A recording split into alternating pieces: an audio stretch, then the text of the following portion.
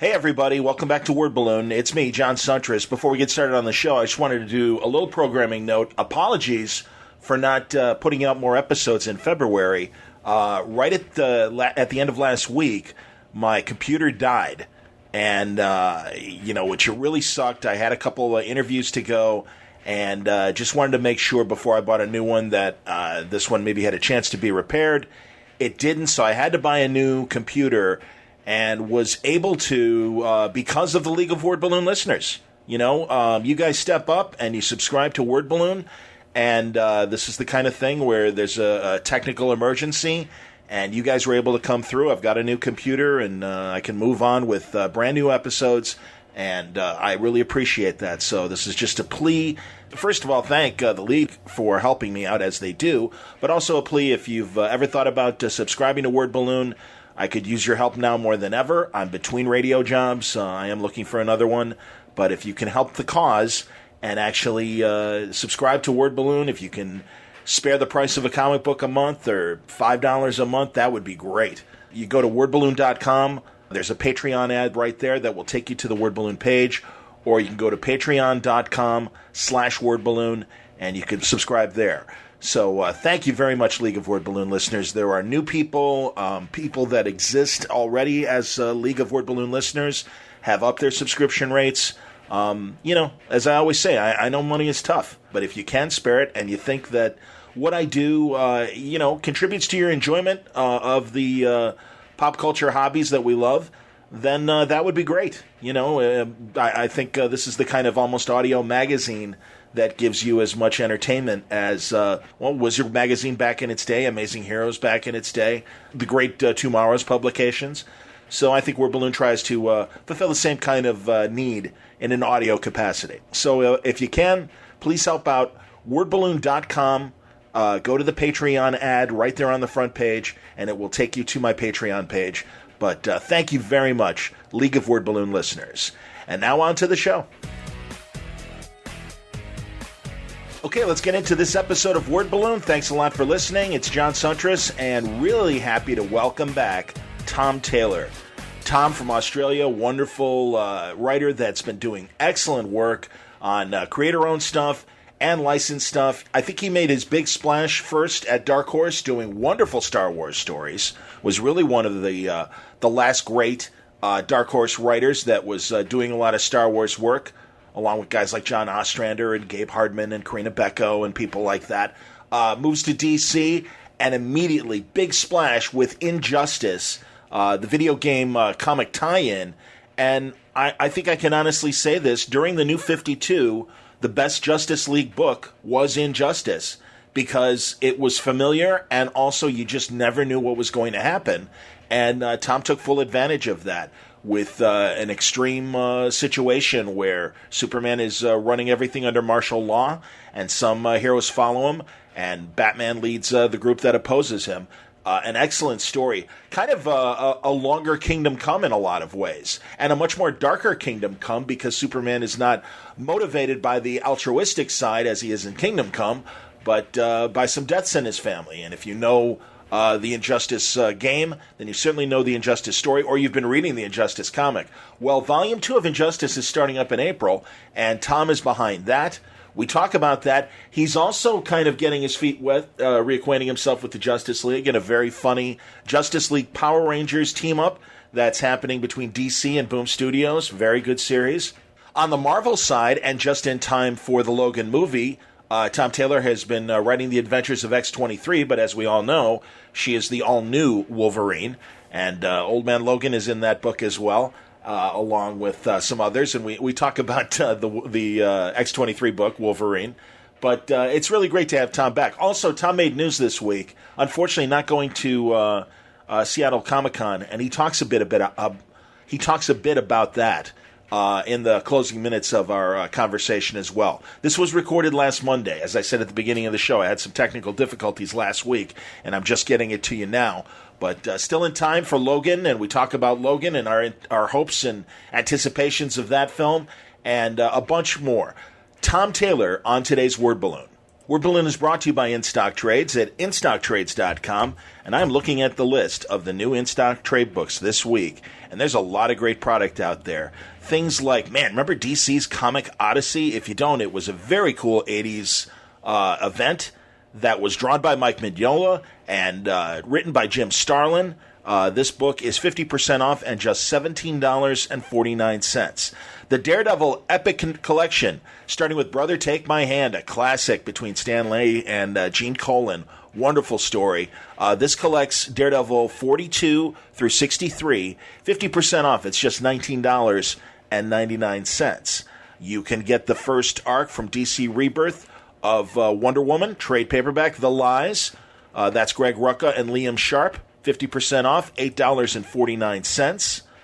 There's also Valor. This goes back to EC books, and these were the night of the Round Table kind of era of EC books. It was Valor, great art from Bernie Krigstein, and great writing from Carl Wessler. This is a Dark Horse collection, 42% off, $28.99. Jason Aaron's Doctor Strange, along with many artists, including Chris Bachalo. This and also some Catherine Immonman in there as well, I guess. That's awesome. This collects Doctor Strange 11 through 16 of the new series and material from the Doctor Strange annual. And this is 42% off, $14.49. Didn't you think Doctor Strange got jobbed at the Oscars for the visual effects Oscar? I certainly did. I thought there was no question. I mentioned Injusttice. We talk about Injusttice with Tom Taylor, but Brian Bucalato also doing excellent work on the Injusttice book. And there's a trade with him and Mike Miller doing the art, and it's Volume 2 of Year 5 of Injusttice. And it's 42% off, $14.49. All of this available through InStockTrades.com. Don't forget, if your orders are $50 or more, you receive free shipping, and they make it easy. You're going to find great books at great prices. InStockTrades.com. All right, without further ado, it's been far too long since I've had Tom on Word Balloon. We've seen each other at conventions, but this was on a Monday night, and with the time difference, it was Tuesday afternoon, Tom's time. I love that. You know, they say that in Joy, the Jennifer Lawrence movie, and I feel the same way. I love the way global time works, and I'm sitting here at midnight my time, and Tom is hanging out at about 4 in the afternoon, if I got my time differences right.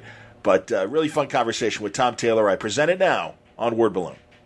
It has been far too long since I've had Tom Taylor on Word Balloon. I have seen you at a few San Diegos over the last couple of years, but it's great to have you back, Tom. Welcome back. It's great to be back. Thanks for having me, man. Always a pleasure, man. And congratulations. You got really fun books coming out, very timely books. Certainly with Logan just days away here in the States. I don't know when it opens in Oz, but you're doing the all-new Wolverine, which, of course, is the Adventures of X-23 for the non-Marvel initiated. But, nice gig. Tell me what intrigues you about X-23. Look, I think there's a million things that intrigue me about her. I think Laura is just an incredible character. She's this product of, in a way, she's been even more tormented than Logan, but come through it with slightly less of a chip on her shoulder, or certainly to the point where we've gotten her to now. She is, without a doubt, Wolverine. She's everything that you'd want to inhabit that suit. But, she's come through trauma. She's come through a lot of abuse. She's lived on the streets. She's had a pimp at one stage. She was a cutter at one stage. She's been the victim of a lot of things, but I think especially now in the books that we're doing over at Marvel at the moment, she's really come through that and is now kind of fighting back and has found a place where she can be the all-new Wolverine. Is the current arc is Enemy of the State? Yeah, that's right. Enemy of the State 2, where I think I can spoil this here, but basically she had a trigger scent, which was this thing, a little device that anybody could really use against her, where if she smelt it on anybody, she would instantly kill them and lose all agency. Go berserker, yeah. Yeah, that's right. And as of the last issue, that's no longer an issue, basically. So the trigger sense is now removed. So thanks to Jean Grey and Gabby on the outside and a whole lot of stuff happening in her head, that device is gone. So she is free, essentially, from that control from this point on. What can you tell us about what's coming up? Is that wrapped up the arc? Am I right, or have you got one more chapter still? Well, yeah, one more issue next month, and then that arc will be done, and then we're on to an arc called Immune, where basically, the immune refers to the fact that the trigger scent no longer has a hold on her. Sure. She's immune from that, but also that an alien virus is about to land on Earth somewhere and infect a whole lot of people. And that's going to involve Laura in a really, really interesting way.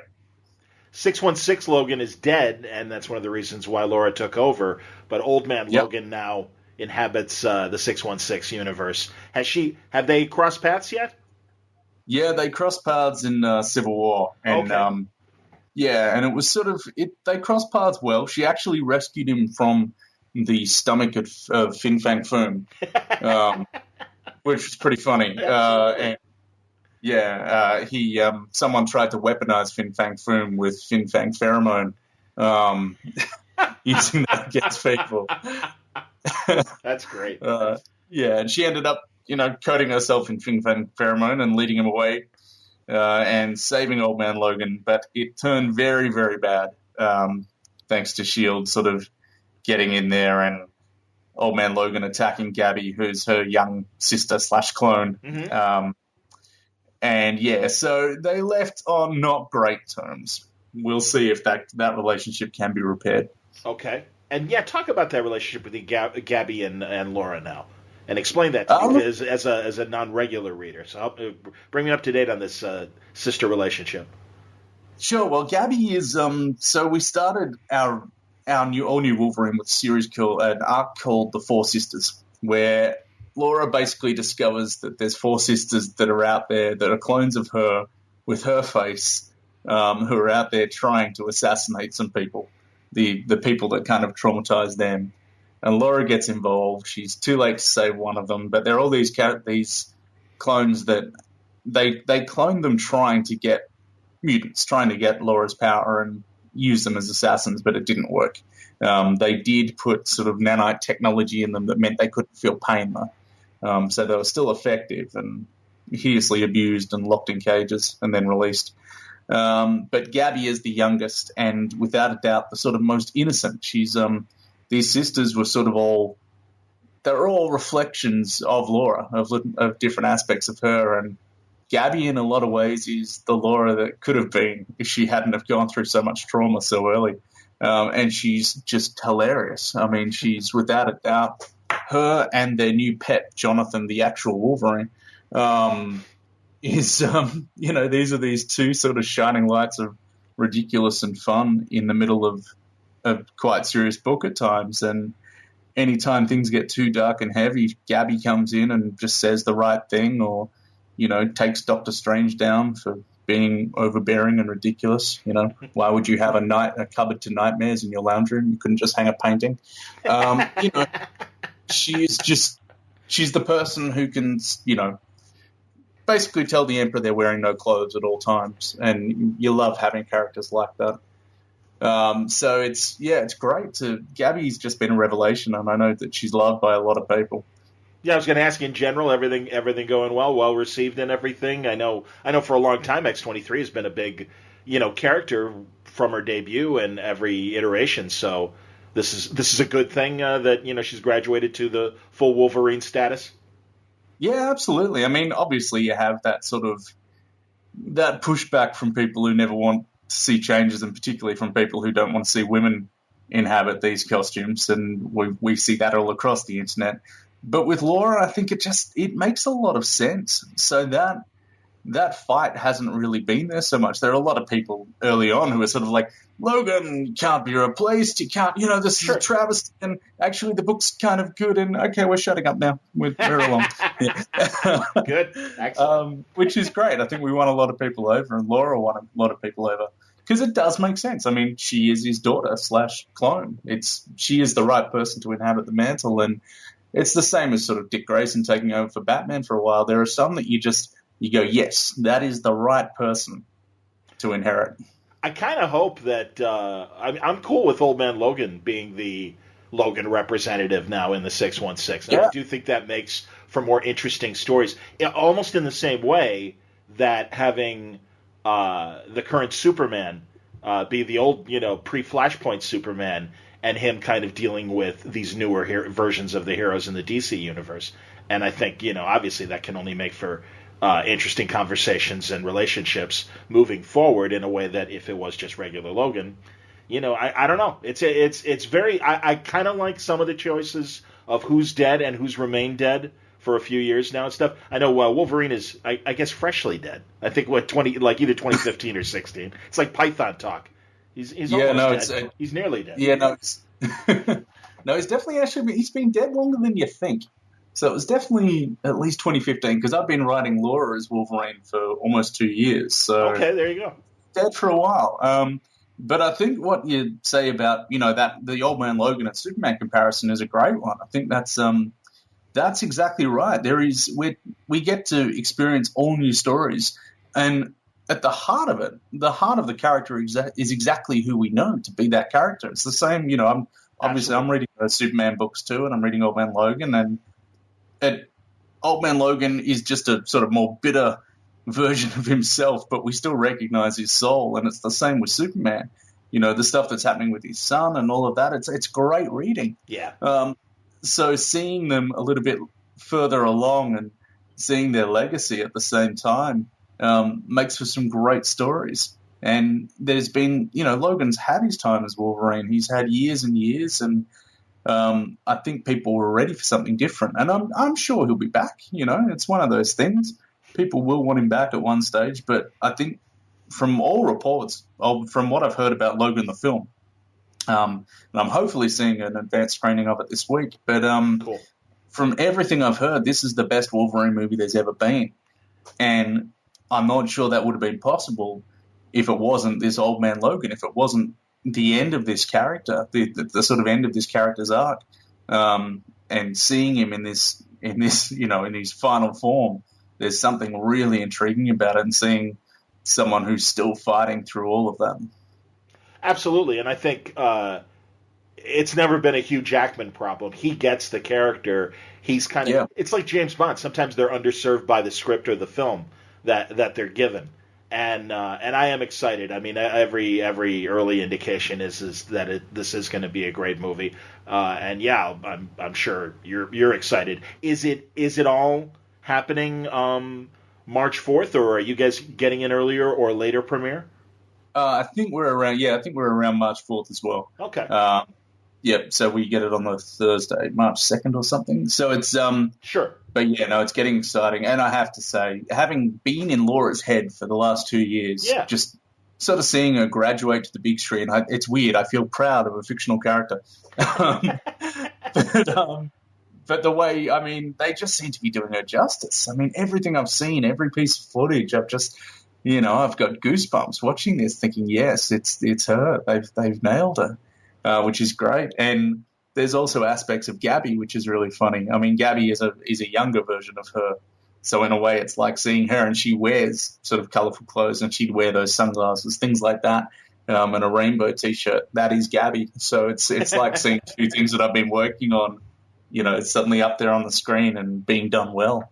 Yeah, and I think it'll be exciting too to see a different version of a future, wherever civilization is and wherever Logan is, and for that matter, Laura, in the movie and stuff. And as you say, maybe it will be closer to obviously what Gabby represents in your book. Was that character, do you think, was it created with that in mind in terms of a direction that Marvel guys knew where Fox was going? No, I'd say it's just a bit of a zeitgeist thing. Cool. I'd say it's coincidence more than anything else. I'm not entirely sure, but I'd suggest that the sort of look at her and stuff and how long they've been working on the movie, I'd suggest that I'm not sure All New Wolverine was out when they would have been scripting. So we'll see. Sure. But I'll know more when I see it. if I see it and go, oh, hang on.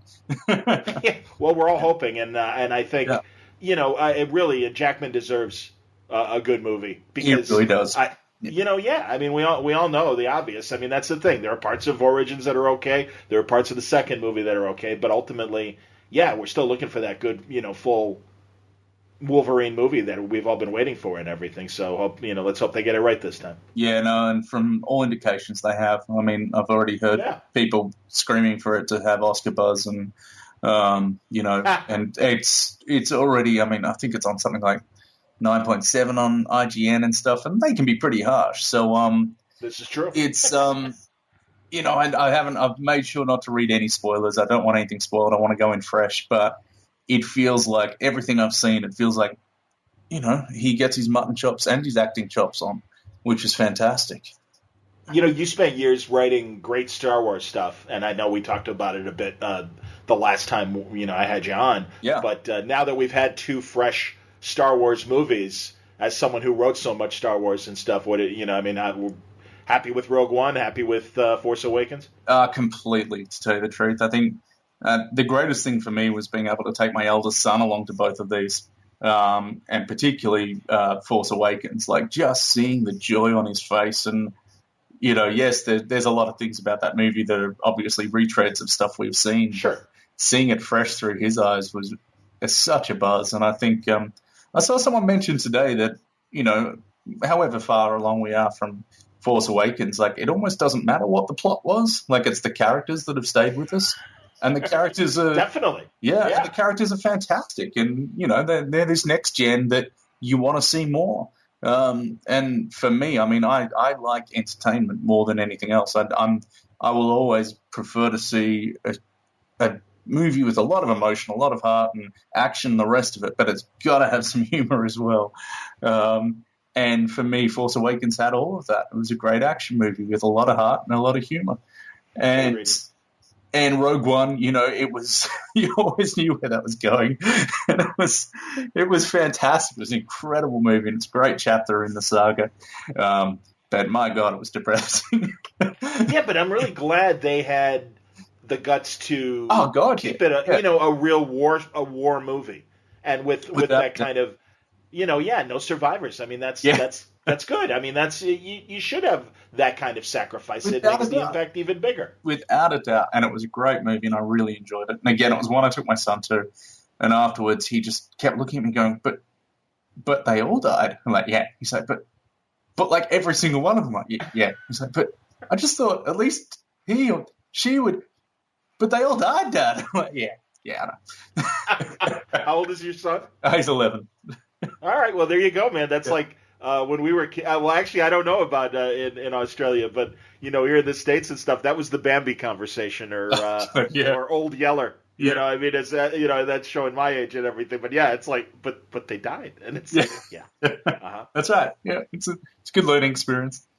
Absolutely, man. No, honestly, that's cool. I told Jerry Conway when he killed Gwen Stacy. Yeah, I read the reprint. I'm not old enough to read the original story, but I read the reprint, and I was like 9 years old, and my brain exploded in a good way. Absolutely. And I'm just like, wow, real consequences, real sacrifice, and Spider-Man with her and his dead, her dead in his hands, and I'll kill you, Goblin, or I'll get you, and it was just like, wow, this is amazing. Absolutely, so, and I think on that's one of the reasons Injustice has done so well. I mean, it's it's our own corner of a universe, and when people die, they kind of die, and the emotion is there, and they don't think people are coming back. And my son's recently read that. I stopped him reading it for a couple of years, but he insisted, and then he took the rest and devoured them all in a few days. And I felt like a terrible person. I'm like, no, you can't read the horror I've written, but he did, and he loved it. So, yeah, it is those real consequences, and seeing them and seeing that it is final. It makes for good storytelling. Well, I'm really excited that you're getting Injustice back. I think Bucalato did a really good job after you, but it's great to see you back, because there was a time when the best Justice League comic book was Injustice, and you were the guy responsible for it. And taking your cues from the game, but also going down a really dark corridor, and I think telling some really amazing stories. So what can you tell us about Injustice 2? Well, I can tell you I'm coming back for it. I was writing it half a minute ago until I spoke to you. I was downstairs locked in my dungeon, which has no internet. And I raced up here to jump on here. But Injustice 2 takes place straight after just a little bit after the first game. So Superman's locked up. The world's kind of in havoc after this big war that's just happened. Batman's picking up the pieces with a few other people like Harley Quinn. A character who I absolutely love writing. Or just, I just sit there and she tells me what to write and I go, okay. She throws my outline out along with whatever words she comes up with. But yeah, and that's kind of where we're at. That's the status quo, and we get to sort of see Batman attempting to rebuild a world, but there's also other forces rising up to tear it down. And it is just more of that epic scope and a cast of thousands again. And I've read the game script for number 2, and it's just epic. And we get to play on all of that again, and it's fantastic being back in this universe. I really missed it. I never wanted to leave. I left to work on my TV series. I got to this point where I'd been awake for 3 days straight, and my wife sort of walked in. My kids were used to seeing the back of my head in the mornings. My wife walked in, and I turned around, and apparently I looked exactly like a zombie. And she just said, yep, it's been 3 days, you've been awake, and you need to make a decision now. And I had to choose, unfortunately, the thing that was the most fun, which was Injustice. That was the thing that had to give because it was a weekly. But, having said that, it's great to be back. It really is. And it just feels like, these characters I kind of abandoned a little, although Booch did a great job. But, I abandoned them a bit, and now I'm back to help them or scar them further again. Now this won't be this will be monthly, or will it be a weekly digital again? It's a weekly again. So it's oh my God! You're getting right back on the treadmill, man. That's right. Yeah, and we've got the deep season 2's happening as well. So I'm kind of right back where I was. Plus writing Wolverine and writing the other stuff I'm working on. Yes, indeed, and we'll get to those absolutely. Sure. No. Okay, so and also I'm curious because beyond the characters in the game. Yeah. Are you able to dig deeper and do... God, I'm just going to say this because I just saw Justice League Action and Space Cabbie was on. Sure. If you had an idea for Ultra, the Multi-Alien, or Space Cabbie, is that fair game to play with in Injustice? Yeah, absolutely. And that was, we absolutely did that in Injustice 1 as well. I mean, I brought in Constantine and Detective Chimp and... Yes. Yeah, I think one of my favorites. Plastic Man too? Sorry? You said Plastic Man as well? Yeah, that was one of my favorite stories. I came back just to do a single annual of Plastic Man breaking his son out of Superman's jail at the bottom of the Marianas Trench. And, man, I had such a good time on that. I just thought, and neither of them are in the book or in the game. And I just thought, what? I love these characters and I want a chance to write them, and I'll write the best Plastic Man story I can think of. And, I was really happy with it. So... And I forget his son's name. Remind me what his son's name is again. His son's name has just eluded me. I didn't. Someone O'Brien. What's his name? Oh, I meant the hero character or whatever. But yeah, sorry? I remember him from the Kingdom. When Wade was writing the character. Yeah. All right. Here, I'm going to look it up as well while we're talking. Okay. Yeah. Do that. Yeah, because he doesn't have his dad's last name. It's like something like Jack O'Halloran or something. Well, yeah. You'll see it. Anyway, but we were sort of dealing with him pre-superhero. So he was working with a group of sort of anti-Superman terrorists. Certainly. Offspring, by the way, is Offspring. Yeah, Offspring is from Kingdom. Yeah. And it's Luke it's Loogie O'Brien. O'Brien. Okay, yeah. All right. Yeah, no, it's great. No, sort of I was riffing off of the for me, this is kind of the sequel to what Joe Kelly did on JLA back in the day. He told these great stories of Plastic Man and his son when he was quite young, and Batman trying to get Eel O'Brien to actually be a father. And it was, this was the next stage of that for me. Very cool. When James, and I know James is a little bit older, but when James Robinson, I want to say, was growing up, I think he talked about getting American comics from Australia. And I know obviously now distribution is great. When you were a kid, was distribution really good, and were you able to read old DC and Marvel with no problems, obviously? I read a lot of DC. There wasn't as much Marvel here. We got big sort of chunky black and white DC stuff, which I read a lot of as a kid, and not enough Marvel. But it was all kind of Australian reprints of stuff as well, and you never knew what you were getting, and there wasn't really a continuity. So it wasn't until I was a teenager or young teens that I was sort of going to the comic store and getting everything every week, and reading Superman and reading Marvel comics, and it was just that's when everything kind of transformed. Sometimes I forget that Australia has two of the biggest geek heroes represented by the actors who play them. Yeah. And am I missing anyone else? Who else is on the Aussie list in terms of the great geek actors right now? You got Hugh Jackman. You got Margot Robbie. You got Hemsworth.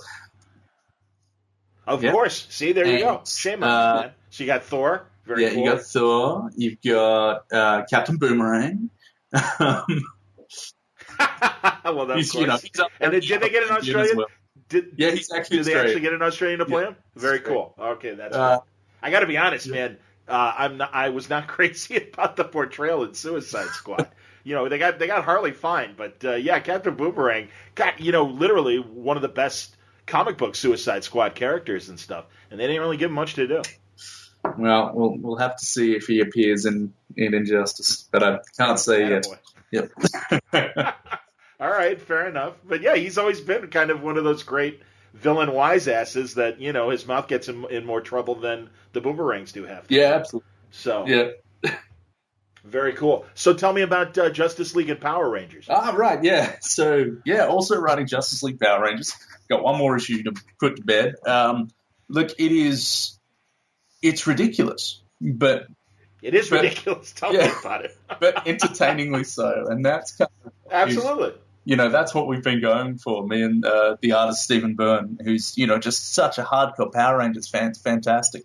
So we've just, I sort of devoured the first couple of seasons of Power Rangers, and I really got my head in that zone. And then I decided I didn't want to do anything that was too dark. Like I wanted to have something that was a little bit more wholesome and just really lean into the fun of it all, and the idea that these kids from another world land in Gotham and meet Batman, and how they react to that, and have Batman eventually taken by a giant pink pterodactyl robot. You just have to go for it, and you go, you know what? Sure. I'm going to do it. And Steven's going to nail it because his expressions are hilarious and his emotions are great and his big epic moments are awesome. And I just go, yep, this is a Power Rangers versus Justice League thing. So we are, this is fan service can never be a dirty word or dirty compound word when you're talking about Justice League meeting the Power Rangers. So everything people want to see, we have to try and give it to them. And that means giant robot dinosaurs in Gotham. That means, monsters tearing apart Metropolis. Like you've really got to go for it. And we are. It is a fun book, and we're having as much fun as we can with it. Are there matchups in mind when you compare the Rangers to the specific Justice League members? Yeah, there kind of were, but it's obviously like Billy, who's far more brainy, matching up with Cyborg. Batman and the Black Ranger, mainly because the Black Ranger is he's the guy who can say the silly stuff. He's kind of sometimes the comic relief. So him getting up to Batman and Batman sort of looking at him and saying, the last robot dinosaur that attacked me is now mounted in my cave. And Black Ranger's just, man, how was I supposed to know you're a good guy? Sure. Yeah, so it's, we really lean into that, and there's a lot of fun to be had. And we, without spoiling anything, we can now say, because issue 2's out, that it's Lord Zed, who's one of the biggest baddest in the Power Rangers, teaming up with Brainiac in the DC universe. And that's just ridiculous fun, too. I mean, you've got Zed in Brainiac's ship, sort of staring at one of his bottle cities and tapping on the glass, and Brainiac saying, please don't tap on the glass, the civilization hates that. It's...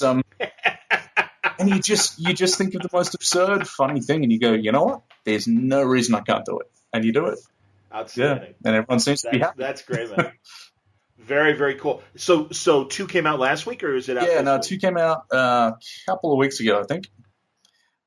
Yeah. Okay. So, All right, because I only got the one issue, and oh, yeah, well, I I've got totally spoiled it for you. I'm sorry. no, but I'm intrigued, and I'm glad to hear that. That sounds like a great matchup as far as villains go. And no, you had me laughing with that last page of issue one Okay. with Batman being swept away in the Yes. in the pink dinosaur. Yeah, and I think a lot of So people are, hitting me up on Twitter or in reviews saying, we really wanted something like Injustice. I'm like, that was never going to happen. I just, the hardest thing when I was given the assignment was finding the right tone.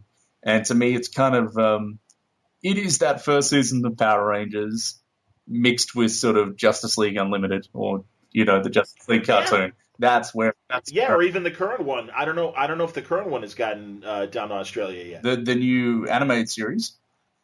Yes, Justice League Action. I've seen a couple of episodes. I haven't seen much, but Paul Dini was here about a month ago, and I did a thing with him and had dinner with him, and he was telling me all about it and how much fun he was having on it. It sounds great. Yeah, man. He was just on the show too a couple weeks ago, Oh, and we had we had a similar conversation. And actually, I was wondering, given your animation work, is there any chance, or the fact that you are in Australia kind of logistically makes it harder for you to do any sort of DC animation work because you've got the animation chops, you know the characters well? look, maybe down the line. Obviously, everything is insane at the moment. I'm working on 4 comics and a TV series, at least one TV series, Yes. maybe more. Um, Oh, so I'm excellent. quite busy, but it is something I'd love to do. I mean, I do love so many of those DC animated things. I mean, there are just some that just stand out forever, and I'd love to add one to those, like things like Mask of the Phantasm and the Batman Beyond movie, and there's been so many good ones, and I Oh, yeah. definitely love the opportunity to tell one of those one day.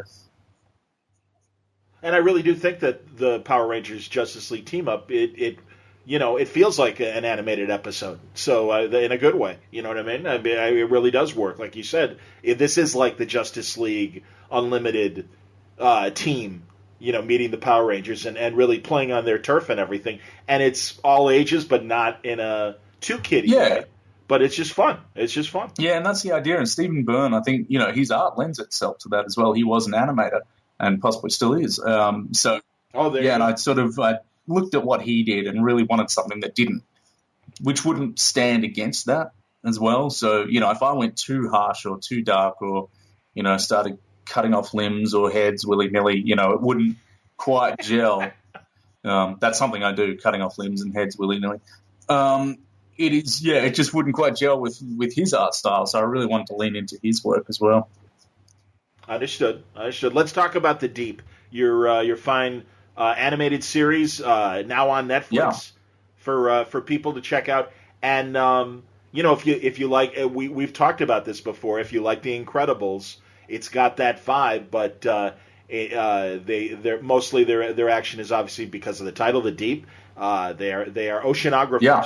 A family of oceanographers, and it's good stuff. I may have said this before in our conversation, but I was just talking about this with one of my recent guests. We were talking about Jacques Cousteau, and growing up, what's underwater was as exotic as interplanetary science fiction, and that so the opportunity for mystery is still there, even a couple decades after Jacques Cousteau. Yeah, absolutely, and that's I mean, in a way, the oceans are far better than space because in space there's a whole lot of nothing.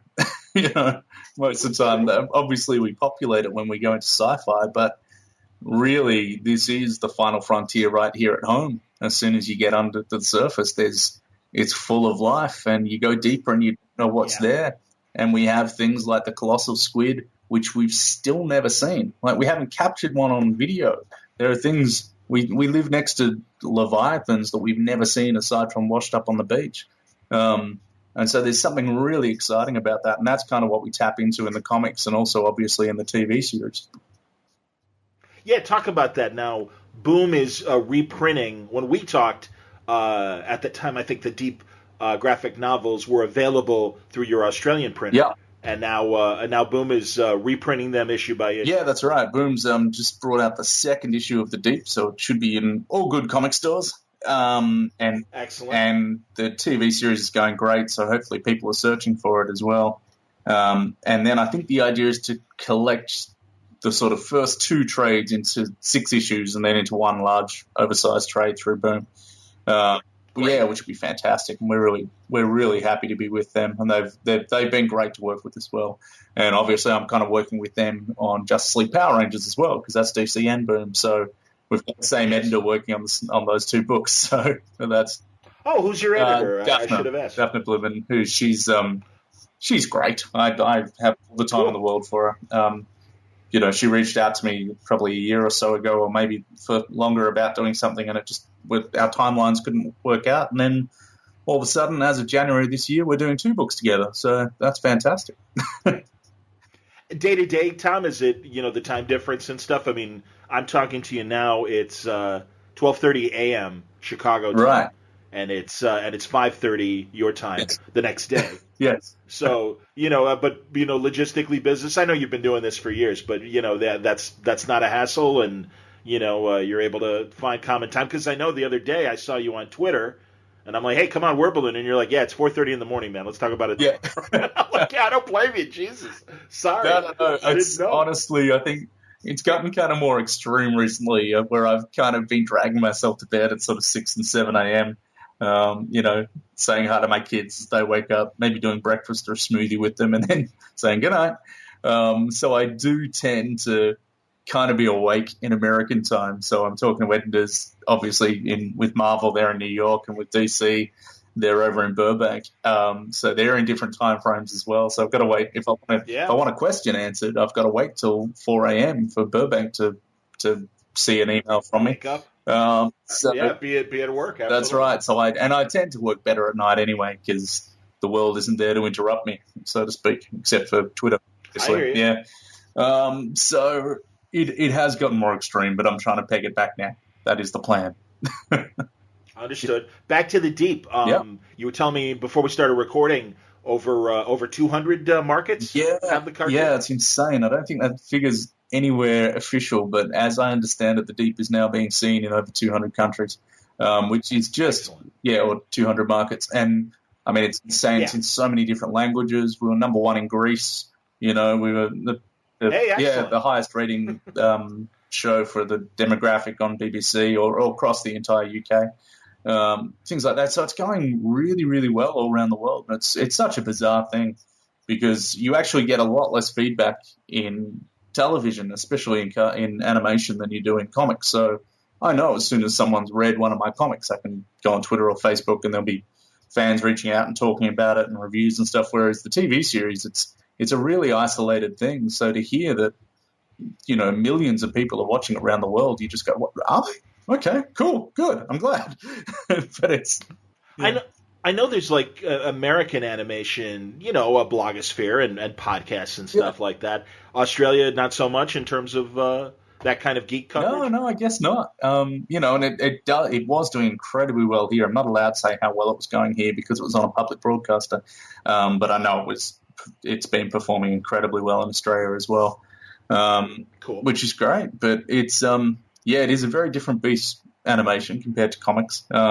And I certainly, I will always prefer comics. That's just my favorite storytelling medium in the world, without a doubt. Understood. Now you're working on season 2. Yeah. Was season 1 13 episodes or longer? Season 1 was 26 and season 2 is 13. Oh yeah, that's typical animation. Yeah. Okay, and I'm sorry, season 2 was season 2 is 13. So 13. Okay. So we've done. I think the original plan was actually to do sort of 3 seasons of 13 on Netflix, and Netflix just went, we'll put all 26 up. We're like, what? Okay. Cool. Yeah, but no, season 2 is looking great. We're really getting there. There's finished episodes already in the can, and I've got another one to review tonight. But it's getting very exciting, and obviously we're already talking about what's next.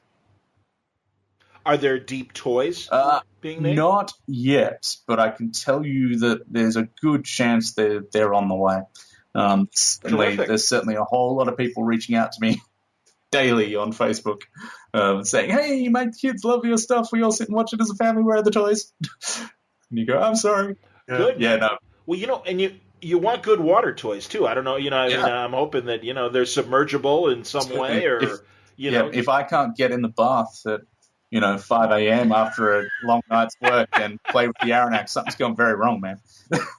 I hear you, man. No, that's cool. Good luck with that. Thanks. That's great, man. That's got to be insane. It is to come up with a concept like that. And then, I've talked about it. Liefeld's talked about it as far as, going to the store and seeing all the Deadpool stuff and everything. No, it is. It's super exciting. I mean, anytime, I don't know. Look, I'm a fan of toys. As soon as I was in Singapore recently, and I saw, for the first time in the flesh, I saw the Superior Iron Man toy, which myself and the editor and the artist, we designed that costume when I was writing Iron Man. And I immediately bought 2 off the shelves and went, oh my God, there it is, brought them home. I know there's an all-new Wolverine toy coming out through, I think it's Hasbro, and I'll buy them straight away. And once it's my own things, once it's characters, basically characters that once only existed in my head now walk and talk and are seen by millions of people, and will soon be hopefully played with as well. I know Australian television has played a bit with the superhero genre. Wasn't it the Almighty Johnsons? Wasn't that an Australian television? I have no idea. As soon as you said that, you don't know what I'm talking about. We did. Oh, okay, because I'm, and shame on me. It was a Sci-Fi Channel program in America. But yeah, I was wondering if I've seen a couple, and I don't even know. Maybe they weren't Australian films, but I know I've seen a few lower budget attempts at superhero films. Probably within the last 10 years and closer to the early part of that 10-year period rather than the more recent. So Australia isn't playing at all with any superhero stuff locally? We have a new show called Clever Man, which I think's made it over to there, which is an Aboriginal-centered superhero. And it's an incredible show. It's really good. I'm not sure if it's on Netflix over there or HBO, but definitely check out Clever Man. It's quite brilliant. But that's really been sort of the first time we've really gone there, I'd say, to any degree of success, and it is a really successful show. We haven't had a culture in Australia of not just superheroes, but of action-adventure comedy. It's been really difficult on the deep finding writers who understand it and can write it. I mean, it might be, I'm the only full-time comic book writer working in mainstream for the big 2 comics in Australia. So we just don't have that culture except for what we've brought over from America. Interesting. How about the CW shows, the DC hero television shows? Are you getting those? Oh, yeah, absolutely. Yeah, no, I'm sure we will be. Right now, we're going to have a generation of people who understand action-adventure comedy very, very well. And my son is just addicted to those shows. We went out and bought the Blu-rays of all of them recently. Got The Flash and got Supergirl and League of Legends of Tomorrow. Yes. Yeah. That's right. And they're just, we're just watching them constantly. And it's great to see, and it's great that they're entertaining and relevant. And I love that my son is growing up in this time, which, you and I, if we had had this much that was, exactly tailored for us at that age, I mean, we would have exploded. Absolutely. Well, and we grew up, when seeing television and film from other countries, sometimes it really was a struggle to get that stuff. And now finally, globally, I think Doctor Who had a lot to do with that, where all the markets just kind of demanded, no, F you, man. Like, if you're premiering it in England, we want it around, within the same 24-hour period. Absolutely. Where we want to see the new stuff too. I know Sherlock was the same thing. Yeah. So, and we still have that issue in Australia, unfortunately. We're the biggest pirating country in the world, apparently. Yeah, but I know, we don't get the Batman Lego movie until, I don't know, April or something. That's a shame. We don't get John Wick 2 until May, which is just, it's just shooting themselves in the foot every time they do this, because half of the people in Australia will have seen it by then through some means. And there's, and the thing is, we're all willing to pay. I pay for Netflix, I pay for something called Stan, I pay for, what else do I pay for? I pay for cable. Like, I pay for 3 or 4 different services to bring me the content I want when it comes out. And most TV, they're absolutely on that, but the movies are still falling behind. It's a real shame. That's surprising. It is? Yeah, that's surprising. It really is. It really is surprising. And it happened with Particularly with kids' movies. They always say, oh, look, parents will wait for school holidays so parents will take their kids, but we'll take them anytime. You don't have to wait for school holidays.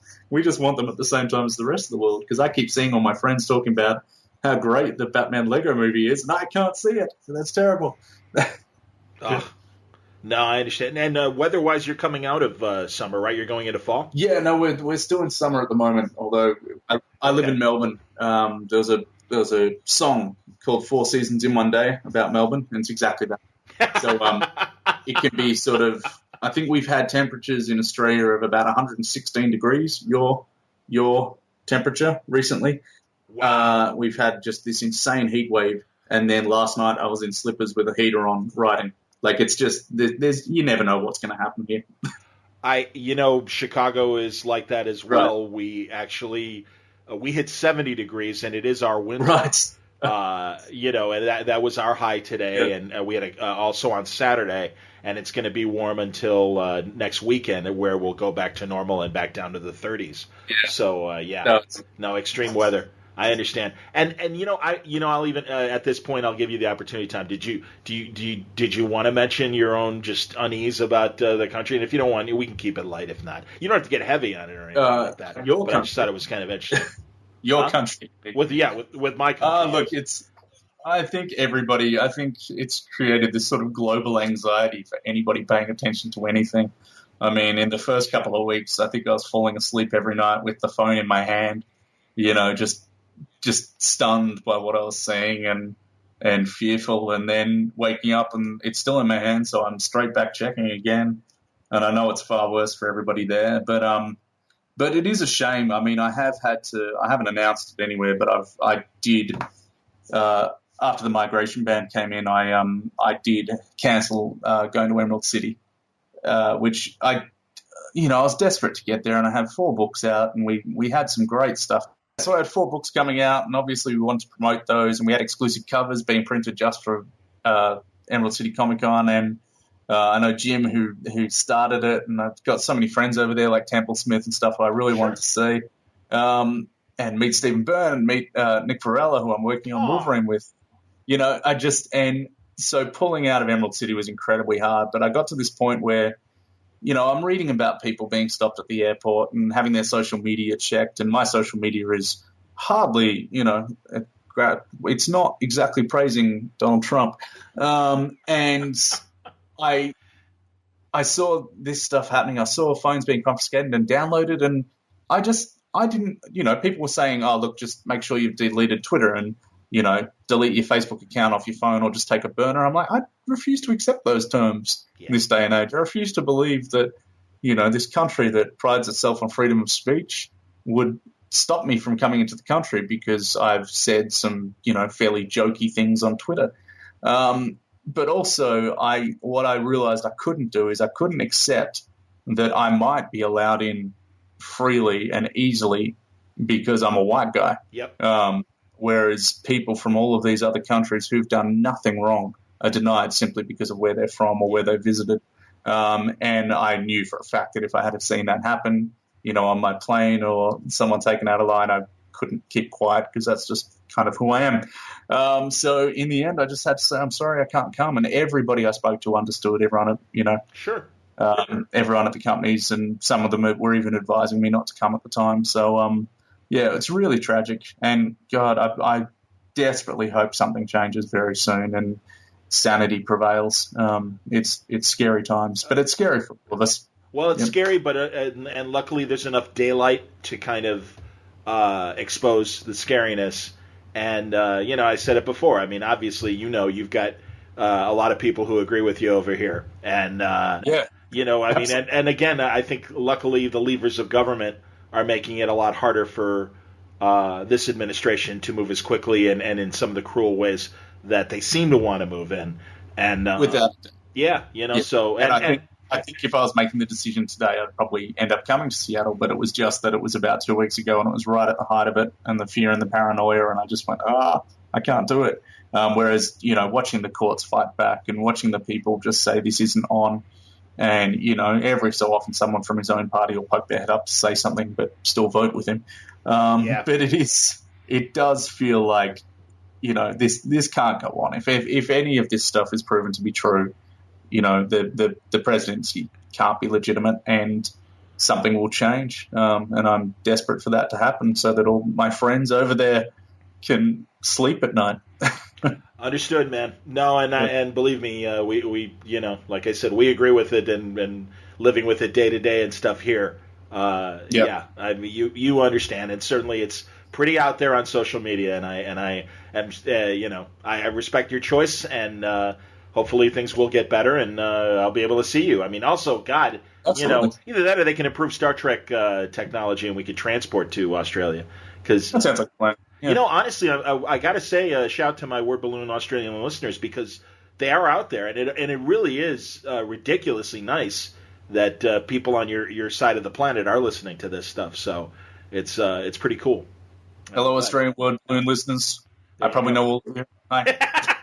Yes, exactly. You know all 7 of them. That's true. That's right. I'm sure there's lots. Yeah, I've had people come up to me and say they've heard me on your show before from Australia at conventions and stuff.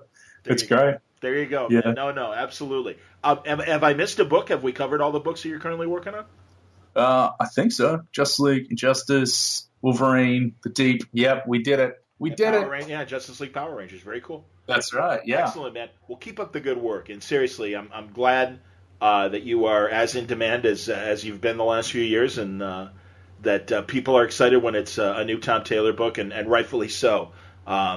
Great stuff as always, and really, really excited to have you back on Injusttice coming up in April, and continue the great work with Laura and Gabby and all that are in all new Wolverine and Justice League Power Rangers, and of course The Deep. So cool stuff. Absolutely good stuff from Tom Taylor, and as always, a pleasure to talk to you. And I know it's close to the dinner hour, so I'll let you get to your family and dinner. Okay, thanks a lot, man. Thanks for having me. It's always great to talk, and we'll have to talk again when we're in the midst of Injustice too. I think there's going to be some stuff that people will want to talk about. Excellent, man. No, looking forward to it. Very good. Another go-to book coming up from DC. I'm all for it. So nice going. That's Tom Taylor. Neat stuff coming up at the end of this week. More great conversation for you here at Word Balloon. But by all means, check out the books that are on the racks now for Tom. And looking forward to bringing you another episode at the beginning of March to get the month started off correctly. Also, quick show note, I will be at Salt Lake City's FanX just in a couple of weeks, St. Patrick's Day weekend. Really looking forward to it. Among the panels that I know I'm doing is a spotlight panel with Marv Wolfman. Marv was a very early Word Balloon guest. We have not spoken in about 12 years as far as on the air. I saw him last summer at San Diego Comic-Con, and we had a nice conversation. Really looking forward to talking to Marv Wolfman about the Teen Titans and their incredible success and a lot more, and giving fans of Fan X a chance to ask them their best Marv Wolfman questions that you can think of. Tomb of Dracula. Guy was a wonderful Spider-Man writer, longtime Marvel writer for so many books, Werewolf by Night even. And great black and white magazine work from Creepy and Eerie, and also the Marvel black and white magazines. Marv's had such an interesting career, not to mention his animation work. He did a Suicide Squad original novel last summer, right before the movie. And, the Crisis on Infinite Earths novel is as compelling as the comic book series as well. So many great things have Marv Wolfman's name on it. Really excited to be talking to him in a spotlight panel at Salt Lake City's FanX. And again, that's happening St. Patrick's Day weekend. More information on more of my panels when I get them. Right now, everything's being figured out right now, but very excited and looking forward to meeting people from the region. If you're in the tri-state area of Utah, Utah's a big state, but if you're close by in San Diego, or rather Salt Lake City, is a possibility for you. I hope you come to the convention, and I hope you give me a chance to say hello and thank you in person for listening to Word Balloon. Today's Word Balloon was brought to you by InStock Trades at InStockTrades.com. Let's give you some more deals that are happening. Of course, Charles Soule doing an incredible job right now with Ron Garney on Daredevil. And Volume 3 is available now. It's called Dark Art. 42% off, just $9.27. You get the War of Kings Aftermath, Realm of Kings Omnibus. Good Marvel Cosmic stuff from Dan Abnett and others. Boy, I'll tell you, this is a great trade, and it is 42% off, just $72.50. You can get Snot Girl. Well, why not? Brian Lee O'Malley, and Leslie Hung. The first volume of Snot Girl is now available from, is that from Image? It is from Image. Of course it is. 50% off, just $4.99. Let's see. How about you can reach back, and one of the forgotten and I think great Tarzan artists was Jesse Marsh. And there's a new Dark Horse collection of Jesse Marsh Tarzan, 42% off, and it's $17.39. Now, these are just a few of the great books you can get at InStockTrades.com. Check it out for yourself. Great deals, great prices, InStockTrades.com. Thanks again for listening to Word Balloon. Looking forward to talking to you at the end of the week with another new Word Balloon episode and more coming up. March is going to be just as fabulous as January and February have with the guests and the great conversation that I try to bring you each week right here at Word Balloon. Talk to you next time. Until then, Word Balloon is a copyright feature of Shaky Productions, copyright 2017.